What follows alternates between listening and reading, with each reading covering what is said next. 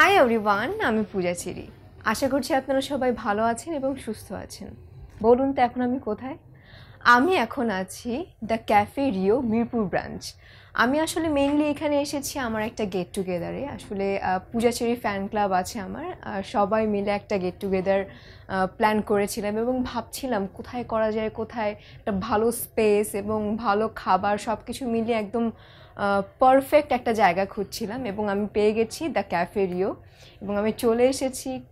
খুবই ভালো লাগছে এবং তাদের যেই সার্ভিস, তাদের যে খাবার, তাদের সব কিছু মিলিয়ে আমি তো একদম 5 স্টার দেব।